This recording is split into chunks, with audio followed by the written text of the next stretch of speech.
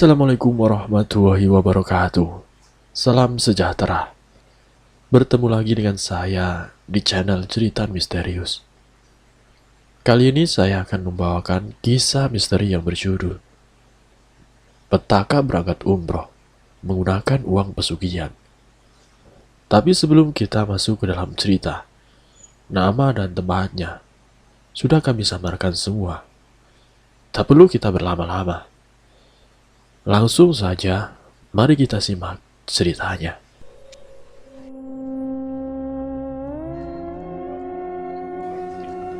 Di kesempatan kali ini, saya ingin menceritakan satu kisah dari narasumber.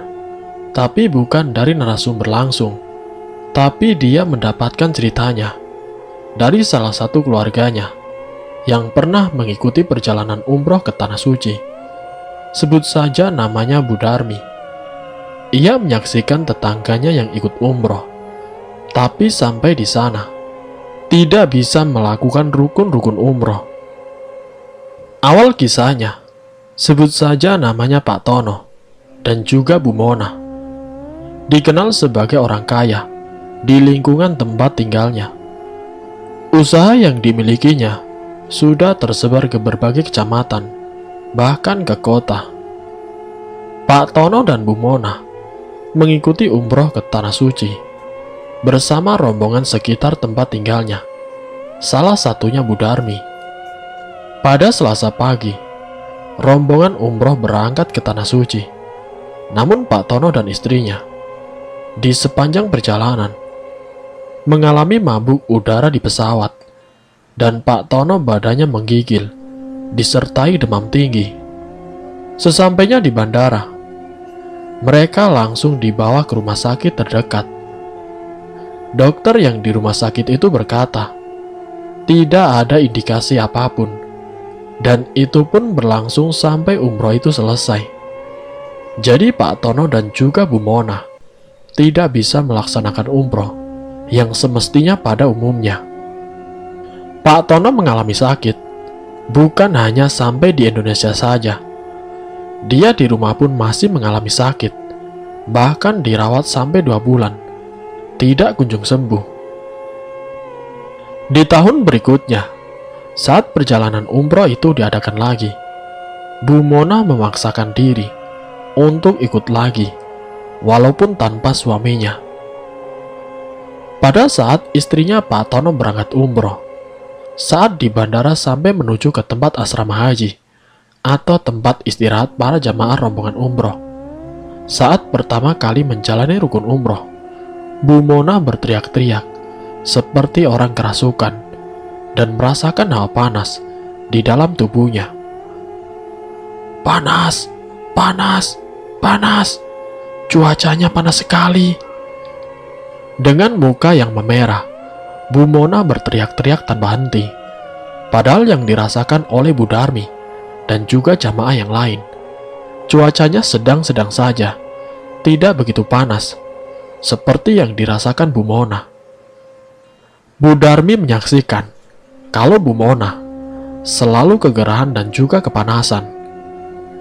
Jadi sepanjang perjalanan 1 hari melakukan rukun umroh, yang dialami Bu Mona merasa kegerahan dan juga merasa kepanasan. Itu pun terjadi bukan hanya 1 hari saja. 2 hari Bu Mona masih merasakan hal yang sama, melakukan hal aneh di luar nalar. Bu Mona selalu merasakan kepanasan, tapi panasnya tidak seperti yang dirasakan oleh rombongan lain. Bu Mona akhirnya tidak bisa melanjutkan rukun umroh yang lain. Dia lebih menyukai istirahat di asrama yang ada pendinginnya. Seakan-akan Bu Mona tidak tertarik untuk melakukan berbagai rangkaian rukun umroh seperti yang lainnya. Bu Mona lebih suka berada di dalam asrama, karena jika di luar akan merasakan hawa yang panas. Di saat Bu Mona berusaha untuk keluar untuk mengikuti rombongan yang lain, yang dialami Bu Mona justru semakin kepanasan. Nah, ini yang membuat para rombongan yang lainnya kebingungan. Sampean kenapa? Kok tidak bisa melanjutkan rukun umroh seperti yang lainnya? Salah satu rombongan menanyakan kepada Bu Mona. Karena dari awal sampai sekarang, Bu Mona hanya satu kali melaksanakan rukun umroh. Itu pun tidak sampai selesai. Saya tidak kuat. Saya merasa capek. Kalau saya mengikuti jalan dengan rombongan, muka saya terlihat merah dan keringat saya bercucuran. Saya takut pingsan. Bu Mona menceritakan keadaannya. Kalau dirinya benar-benar tidak sanggup melakukan perjalanan umroh. Rombongan jamaah yang lain yang tidak tahu sebab-musababnya kemudian menenangkan Bu Mona. Ya sudah, sampean istirahat saja. Yang penting jaga kesehatan. Jangan sampai di rumah juga masih dirawat, ujar salah satu rombongan jamaah. Hampir 1 bulan menjalankan umroh, namun Bu Mona tidak menjalankan rukun umroh seperti jamaah yang lain. Singkat ceritanya, selesainya perjalanan umroh, mereka pulang ke kampung halaman. Bu Mona merasakan hawa yang begitu panas, seakan-akan tubuhnya dibakar di atas bara api. Dimandikan dengan air sumur berkali-kali, tidak membuat hawa panas itu menjadi reda. Dibawa ke rumah sakit, dokter pun tidak menemukan gejala apapun. Hampir 1 minggu, Bu Mona mengalami sakit-sakitan dan juga kerasukan. Semua benda yang ada di sekitarnya pasti disingkirkan dengan mudahnya. Sampai lemari baju pun dengan mudahnya dirubuhkan. Kalau secara akal sehat, seorang perempuan merubuhkan lemari yang berukuran besar, dan di dalamnya juga terdapat banyak baju yang otomatis berat, tidak bakal bisa merubuhkannya. Tapi tidak dengan Bu Mona, yang dengan mudahnya merubuhkan benda-benda berat yang ada di sekitarnya. Setiap harinya, Bu Mona berteriak-teriak kepanasan, yang membuat keluarganya kebingungan. Pak Tono pun sakitnya belum sembuh-sembuh juga, bahkan sakitnya lebih parah. Tubuhnya seperti tinggal tulang saja, karena tidak makan dan minum, bahkan tidak bisa tidur, hampir 2 bulan lamanya. Sebelum sepasang suami istri ini jatuh sakit, Bu Mona dan suaminya juga pernah mendaftarkan umroh, bukan cuma 1 atau 2 kali, hampir 9 kali. Mereka mendaftarkan diri untuk umroh. Tapi saat rombongannya berangkat, pasti ada saja yang menghalangi mereka untuk berangkat. Salah satunya karena demam tinggi, sampai dirawat di rumah sakit. Tiba-tiba pingsan selama 1 jam lebih. Tiba-tiba diagnosa penyakit yang tidak bisa menaiki pesawat. Tiba-tiba istrinya sedang sakit, jadi membatalkan niat umrohnya. Itulah yang membuat sepasang suami istri ini gagal berangkat umroh. Pasti ada saja hal yang aneh di saat menjelang umroh yang akan dilaksanakannya. Nah, pada saat umroh kelima, Bu Mona akhirnya terpaksa mengizinkan suaminya untuk berangkat sendiri, yang pada kenyataannya Pak Tono mengalami mabuk udara dan tidak bisa melanjutkan rukun umrohnya. Karena suaminya yang mabuk udara, niat umrohnya si suami belum terlaksana. Jadi waktu itu, Bu Darmi dan juga rombongannya bingung dan heran, kenapa kok bisa mengalami hal seperti itu. Padahal Pak Tono dan Bu Mona rajin ibadah. Tapi kenapa? Pasti ada halangan saat akan melakukan umroh.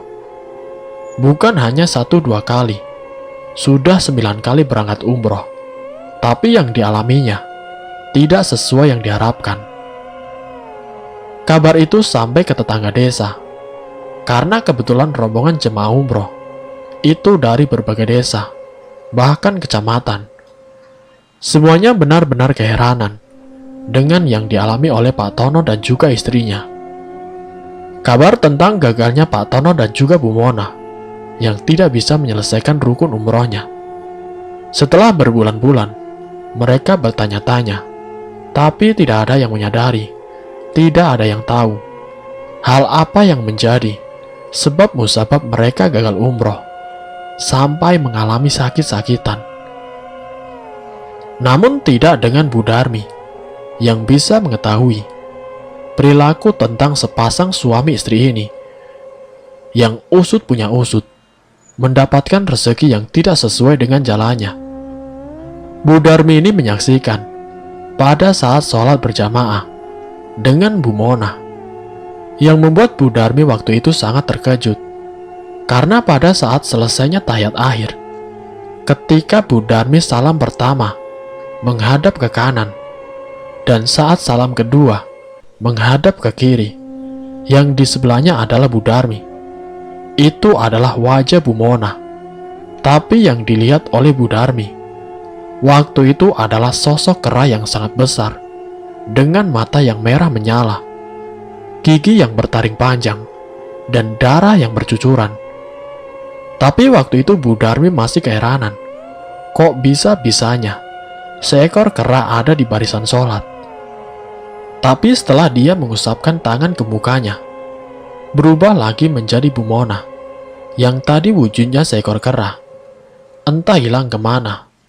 Bu Darmi seakan-akan tidak sadar apa yang Bu Darmi lihat tadi. Apakah itu semua hanya halusinasi saja? Karena kejadian itu dan rasa penasarannya, Bu Darmi menanyakan kepada salah satu imam musola. Bu Darmi menanyakan perihal yang dialaminya. "Pak Kiai, mohon maaf, beribu-ribu maaf Pak. Maafkan saya mau menanyakan hal yang tidak baik," tanya Bu Darmi. "Memangnya mau menanyakan hal apa Bu? Kok sampai mohon maaf?" tanya balik Pak Kiai. "Mohon maaf Pak, saya ingin menanyakan perihal apa yang saya lihat tadi. Apakah saya itu berhalusinasi atau berhayal? Kalau yang saya lihat di dalam tubuhnya istrinya Pak Tono itu, kok bisa berwujud seekor kera, matanya merah menyala? Apakah mereka melakukan pesugihan kera Pak?" tanya Bu Darmi. "Kamu akan saya kasih tahu. Urusan soal mereka mau bersekutu dengan siluman, dengan iblis, itu haknya manusia masing-masing. Memang kita sebagai manusia harus bertetangga. Kalau salah ya diingatkan. Tapi kita juga ada batasnya. Kita tidak bisa membuktikan, dan kita tidak bisa terus menghakimi seseorang dengan menuduh atau menghakimi kalau Bu Mona dan suaminya melakukan pesugihan kera. Jadi kita itu punya batasan-batasan yang tidak bisa menghakimi seseorang dengan apa yang kita lihat." Jelas Pak Kiai. "Terus bagaimana Pak Kiai?" tanya Bu Mona. "Ya sudah, biarkan saja. Itu hak mereka. Biarkan hati mereka melakukan apa yang mereka inginkan. Mungkin sudah jalannya mereka dan sudah menjadi pilihannya," tambah Pak Kiai. Sebenarnya Pak Kiai sadar dan tahu kalau Pak Tono dan juga istrinya telah melakukan pesugihan. "Jika saya menyampaikan apa yang saya lihat, takutnya jadi fitnah. Saya tahu, tapi saya tidak berani. Jadi saran saya, cukup Bu Darmi yang tahu. Kalaupun mau bercerita, ceritakan kepada keluargamu saja. Tapi yang paling utama, jangan sampai merugikan pihak dari yang sedang melakukan sesuatu yang buruk. Biarkan saja, tidak usah terlalu dibesar-besarkan. Biarkan mereka melakukan apa yang mereka mau. Tentang tetangga warga desa yang curiga, biarkan saja menjadi misteri." Jelas Pak Kiai. Mulai saat itulah Bu Darmi merahasiakan tentang apa yang dia lihat. Sampai Bu Darmi melakukan umroh bersama mereka, Bu Darmi hanya diam saja. Namun Bu Darmi yang tidak bisa mengunci mulutnya. Akhirnya dia menceritakan kepada salah satu keluarganya, tapi dipesankan, "Saya ingin bercerita, tapi kamu harus janji. Cukup aku dan kamu yang tahu. Seandainya masalah ini bocor, seandainya permasalahan ini membuat warga di lingkungan desa tahu, saya akan menghakimi kamu karena kamu yang membuat fitnah." Sebenarnya Bu Darmi benar-benar bingung antara dia menyimpan rahasia atau bercerita. Tapi akhirnya Bu Darmi bercerita kepada salah satu saudaranya, yaitu keponakannya. Setelah bercerita panjang lebar, Bu Darmi menasihati ponakannya agar jangan sesekali melakukan hal yang bukan semestinya, seperti pesugihan kera. Karena jika sudah bersekutu dengan iblis, jika berbuat kebaikan tidak akan diterima. Ya, contohnya seperti Pak Tono dan juga Bu Mona. Niatnya mau berangkat umroh, tapi gagal terus dan berdampak kepada pelakunya sendiri yang merasakan sakit tiada henti karena tidak menggunakan uang yang halal.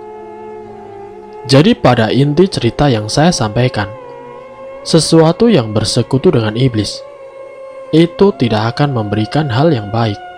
Ya, seperti dalam kisah gagalnya mereka melakukan umroh, tapi malah berdampak kepada pelaku tersebut. Bukannya melaksanakan perjalanan umroh sesuai dengan apa yang disyaratkan, tapi mereka malah merasakan sakit-sakitan. Mohon maaf untuk para pendengar kisah ini. Berdasarkan kisah nyata yang dialami oleh tetangga dari keponakan Bu Darmi, tapi nama dan tempat sudah disamarkan, yang tidak saya sebutkan terjadi di wilayah mana. Jadi pada kesempatan kali ini, saya bercerita tentang gagalnya seorang melakukan hal yang baik, yaitu melakukan umroh.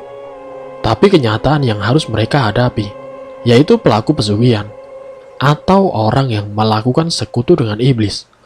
Allah tidak meridhoi mereka untuk melakukan umroh, yang pada hakikatnya Allah meridhoi sesuatu yang baik yang didapatkan dari hal yang baik.